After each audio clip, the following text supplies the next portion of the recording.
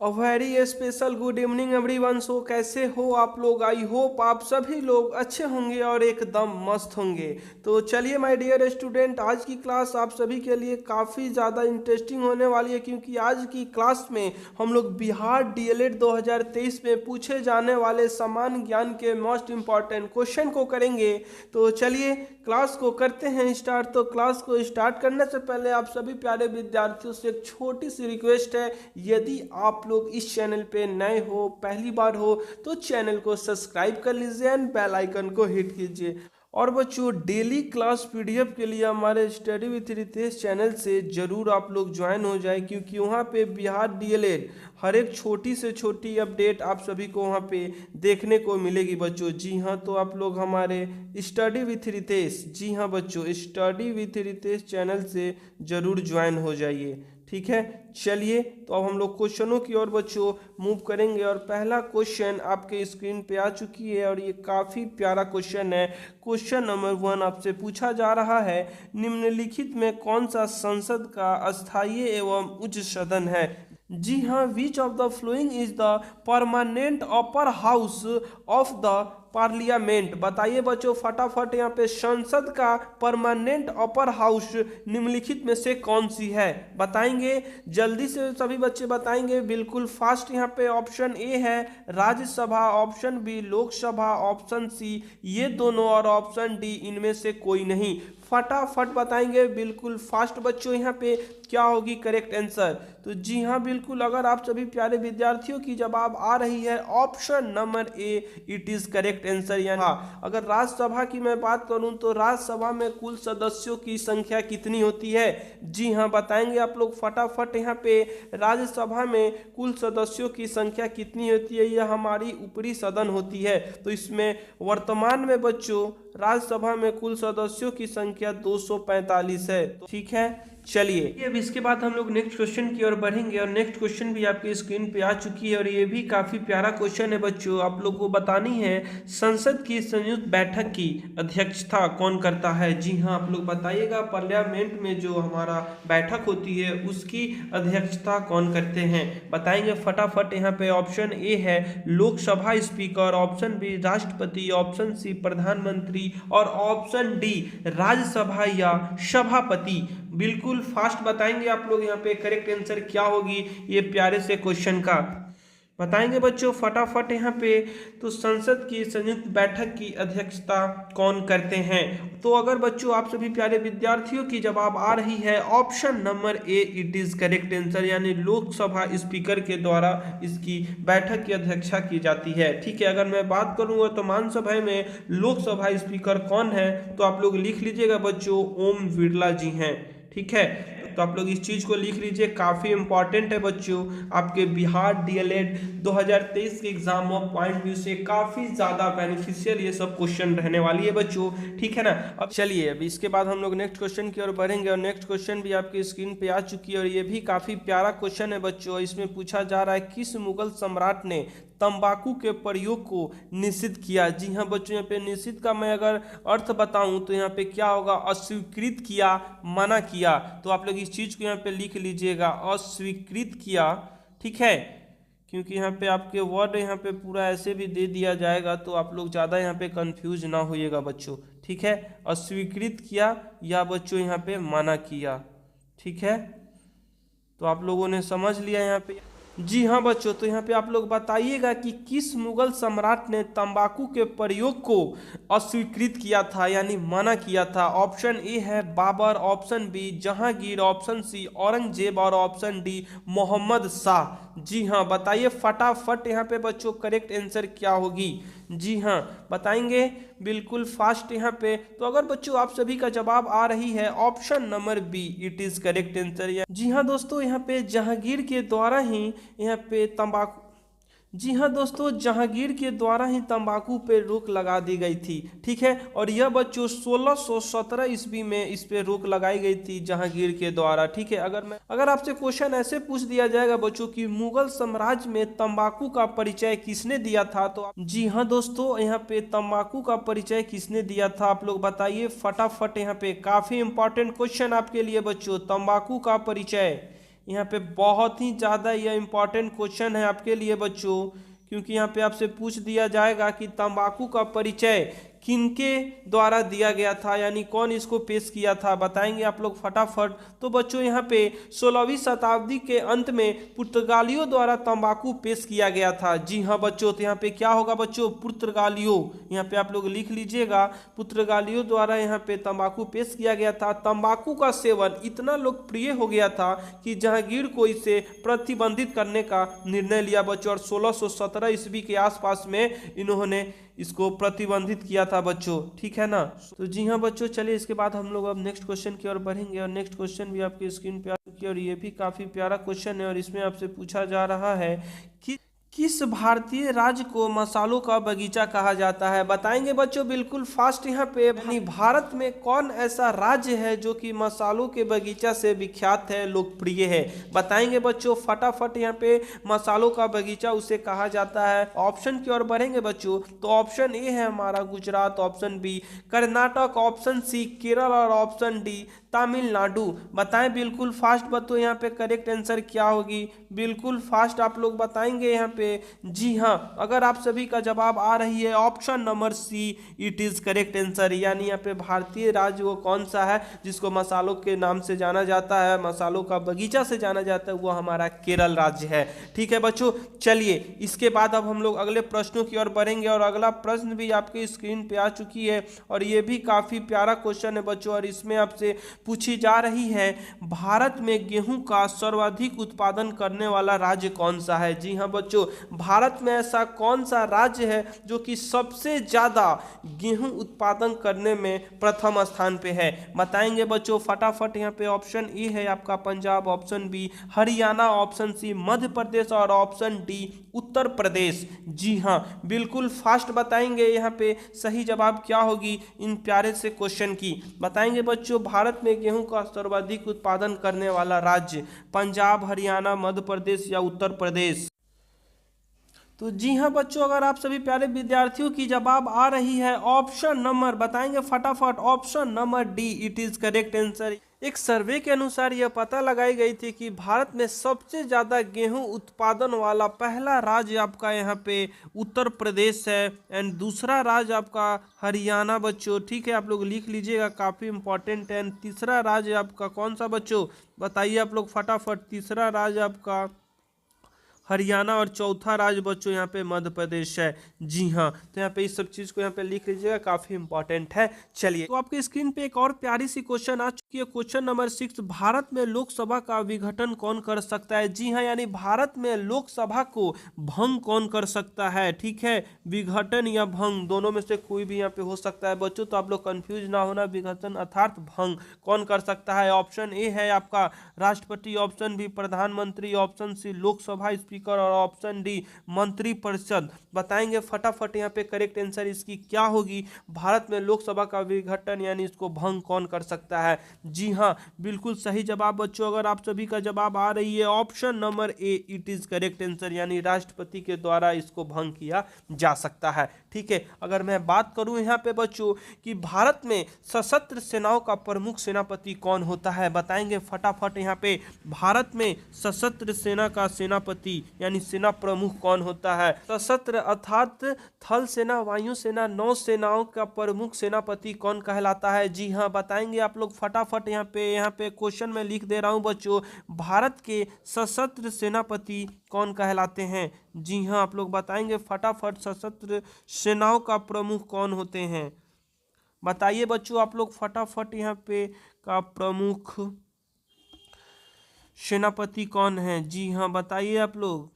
तो जी हाँ बच्चों, अगर आप सभी की जवाब आ रही है प्रेसिडेंट मीन्स राष्ट्रपति होते हैं। जी हाँ, तो यहाँ पे आप लोग लिख लीजिएगा, यानी भारत के सशस्त्र सेनाओं का यानी जो हमारे तीनों सेना हैं, भारतीय सेना, नौसेना, वायु सेना, इन तीनों के सेनापति कौन होते हैं बच्चों, तो हमारे राष्ट्रपति होते हैं, ठीक है। अगर बात की जाए कि वर्तमान समय में राष्ट्रपति कौन है, बताएंगे वर्तमान समय में भारत के राष्ट्रपति कौन हैं। जी हाँ बताइए फटाफट यहाँ पे बच्चों। वर्तमान समय में भारत के राष्ट्रपति यहाँ पे द्रौपदी मुर्मू जी हैं। जी हाँ, तो आप लोग यहाँ पे इसको लिख लीजिएगा, द्रौपदी मुर्मू, चलिए इसके बाद अब हम लोग अगले प्रश्नों की ओर बच्चों मूव करेंगे और अगला प्रश्न भी आपके सामने आ गई है और ये भी काफ़ी प्यारा यहाँ पे क्वेश्चन है और इसमें आपसे पूछा जा रहा है राज्यसभा का सदस्य बनने के लिए कम से कम आयु कितनी होनी चाहिए। जी हाँ बच्चों, आप लोग बताएंगे यहाँ पे राज्यसभा का सदस्य बनने के लिए उम्मीदवार की न्यूनतम आयु कितनी होनी चाहिए।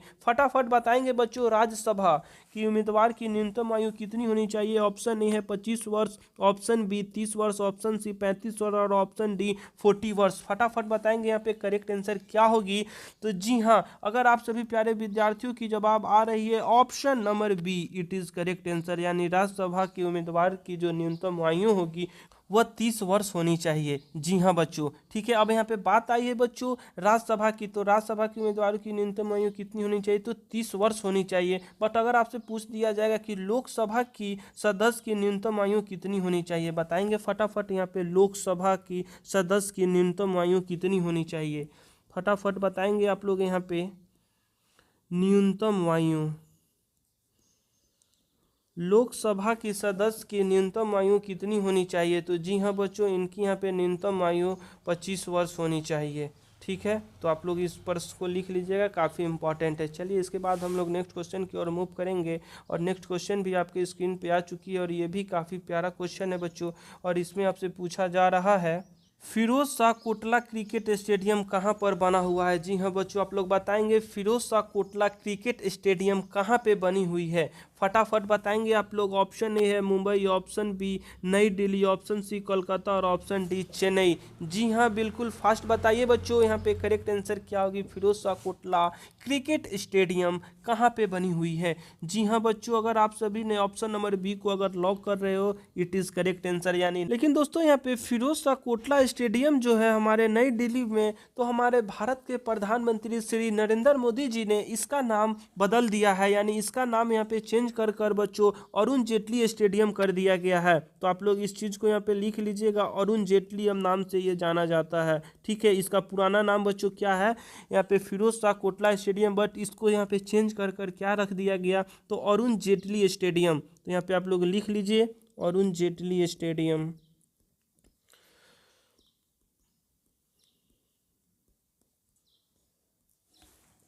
जी हाँ बच्चों, चलिए इसके बाद अब हम लोग अगले प्रश्नों की ओर बच्चों मूव करेंगे और अगला प्रश्न भी आपकी स्क्रीन पे आ चुकी है और ये भी काफ़ी इंपॉर्टेंट क्वेश्चन है और इसमें पूछा जा रहा है इराक की राजधानी क्या है। जी हाँ बच्चों, यहाँ पे इराक की राजधानी आपसे पूछा जा रहा है, बताएंगे। Option A Tehran, option B Astana, option C Jerusalem, option D Baghdad. जी हाँ बच्चों, आप लोग बताएं बिल्कुल फास्ट यहाँ पे करेक्ट आंसर क्या होगी। तो अगर यदि आप सभी का जवाब आ रही है option number D, it is correct answer, यानी Baghdad is the capital of Iraq. ठीक है बच्चों, तो यहाँ पे आप लोग लिख लीजिएगा, काफ़ी इंपॉर्टेंट ये क्वेश्चन है। चलिए लेकिन अगर बच्चों मैं आपसे पूछूं कि तेहरान ये किसकी यहाँ पे कैपिटल है, बताएंगे फटाफट बच्चों। तो ये बच्चों ईरान की यहाँ पे कैपिटल है। ठीक है, तो यहाँ पे आप लोग लिख लीजिए ईरान की कैपिटल क्या होगी, तेहरान होगी, यानी Tehran is the capital of Iran. ठीक है बच्चों, चलिए इसके बाद अब हम लोग नेक्स्ट क्वेश्चन की ओर बढ़ेंगे और नेक्स्ट क्वेश्चन भी आपकी स्क्रीन पे आ चुकी है और ये भी काफ़ी प्यारा क्वेश्चन है और इसमें आपसे पूछी जा रही है क्रिकेट का जन्मदाता किस देश को कहा जाता है। जी हाँ बच्चों, क्रिकेट का जन्मदाता ऑप्शन ए है भारत को, ऑप्शन बी इंग्लैंड को, ऑप्शन सी ऑस्ट्रेलिया को, ऑप्शन डी वेस्ट इंडीज को। बताएंगे फटाफट यहाँ पे क्रिकेट का जन्मदाता। फटाफट बच्चों आप लोग बताइए यहाँ पे सही जवाब यहाँ पे क्या होगी इस प्रश्न की। जी हाँ, बिल्कुल सही जवाब आप लोग बताएंगे यहाँ पे।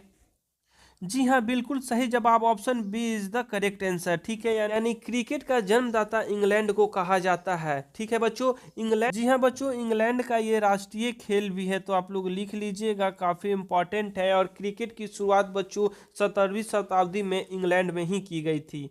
कहाँ पे बच्चों, तो 17वीं शताब्दी में ये इंग्लैंड में ही इसकी आरंभ की गई थी। इसीलिए बच्चों यहाँ पे इंग्लैंड को, यानी क्रिकेट का जन्मदाता इंग्लैंड को कहा जाता है। ठीक है, चलिए इसके बाद हम लोग नेक्स्ट क्वेश्चन की ओर बढ़ेंगे और नेक्स्ट क्वेश्चन भी आपके स्क्रीन पे आ चुकी है और ये भी काफ़ी प्यारा क्वेश्चन है बच्चों।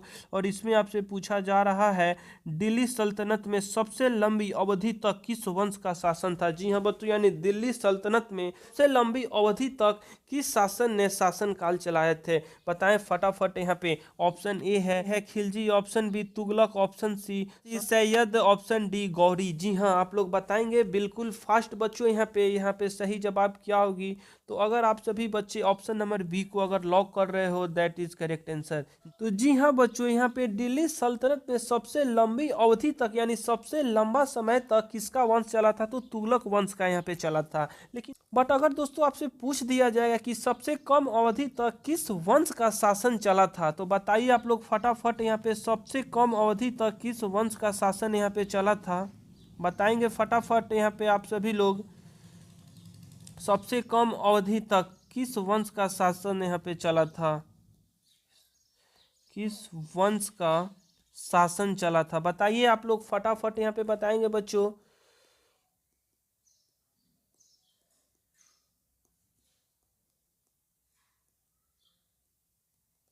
बताइए यहाँ पे क्या होगा इसका राइट आंसर।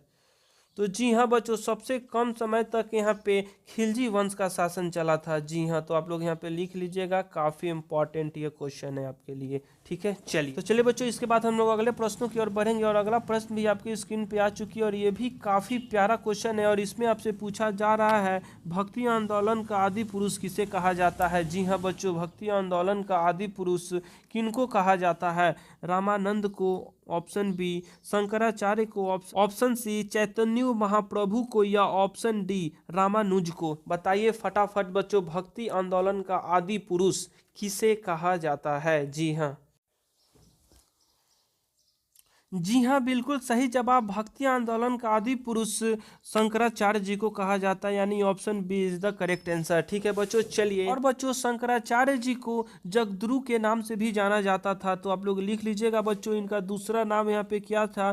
तो जगद्रु नाम से भी इनको जाना जाता था। ठीक है ना, चलिए इस और आपकी स्क्रीन पे एक और प्यारा सा क्वेश्चन आ गया और ये भी काफी प्यारा क्वेश्चन है बच्चों। ये क्वेश्चन क्या है? सारे जहां से अच्छा हिंदू सीता हमारा हमारा, सारे जहां से अच्छा। इस कहानी के लेखक कौन थे? जी हाँ बच्चों, आप लोग बताइए। यहाँ पे सारे जहां अच्छा हिंदू सीता हमारा, इसके राइटर कौन थे? ये किनके द्वारा लिखा गया था? ऑप्शन है बच्चों Mohammad Iqbal, option B Bhagat Singh, option C Sir Syed Ahmed Khan और ऑप्शन डी अबुल कलाम आजाद। जी हाँ बच्चों, आप लोग बताएंगे यहाँ पे फटाफट। यहाँ पे करेक्ट आंसर क्या होगी? तो जी हाँ माय डियर स्टूडेंट, अगर आप सभी प्यारे बच्चों के द्वारा अगर जवाब आ रही है ऑप्शन नंबर, बताएंगे फटाफट, option number A it is correct answer, यानी मोहम्मद इकबाल के द्वारा यहाँ पे सारे जहां अच्छा हिंदू सीता हमारा लिखा गया था और यह बच्चों 1905 ईस्वी में लिखी गई थी इनके द्वारा। ठीक है, तो आप लोग ईयर भी याद कर लीजिए और यह सबसे पहले कहाँ पे पढ़कर सुनाया गया था? यह भी काफ़ी प्यारा क्वेश्चन है बच्चों। आपसे पूछ दिया जा सकता है कि सारे जहां से अच्छा हिंदू सीता हमारा जो लेखक थे मोहम्मद इकबाल, जो कि 1905 में इन्होंने लिखा था, तो यह गीत सबसे पहले कहाँ पे सुनाई गई थी? तो जी हाँ बच्चों, ये सबसे पहले सरकारी कॉलेज लाहौर में पढ़कर सुनाया गया था।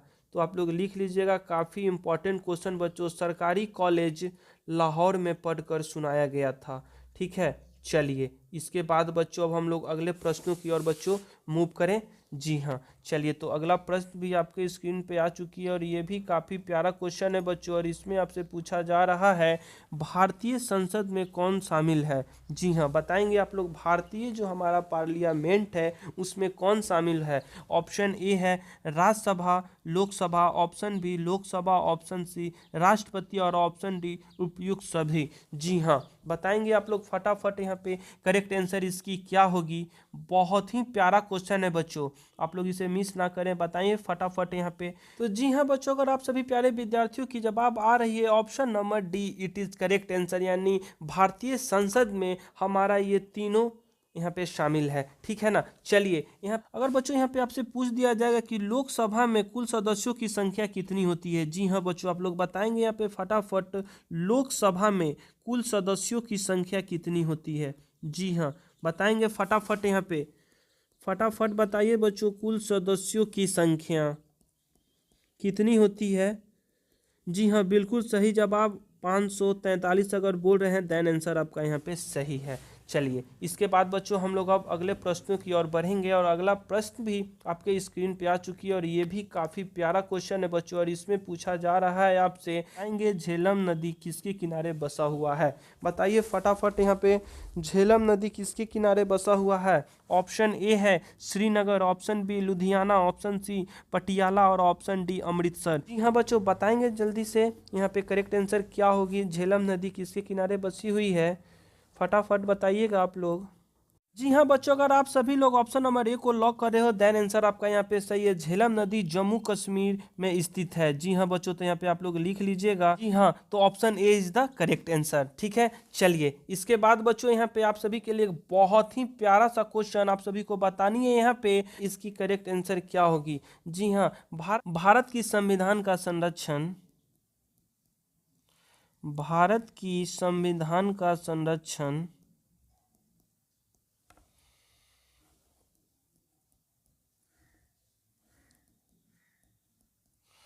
कौन करता है। जी हाँ आप लोगों को बतानी है, बहुत ही ये प्यारा सा क्वेश्चन है, और इस वीडियो के कमेंट सेक्शन में आप इस प्यारे से क्वेश्चन का जवाब दोगे बच्चों। मैं आपको एज द होमवर्क के रूप में बच्चों ये दिए जा रहा हूँ, ठीक है ना। तो चलिए बच्चों आज की क्लास आप सभी को कैसी लगी, इस वीडियो के कमेंट सेक्शन में अपना फीडबैक जरूर दीजिएगा, और फिर मिलेंगे हम लोग ऐसे इन्फॉर्मेटिव क्लास और ऐसे इन्फॉर्मेटिव वीडियो के साथ। जब तक के लिए आप सभी लोग स्वस्थ रहिए, मस्त रहिए। Okay everyone, bye bye.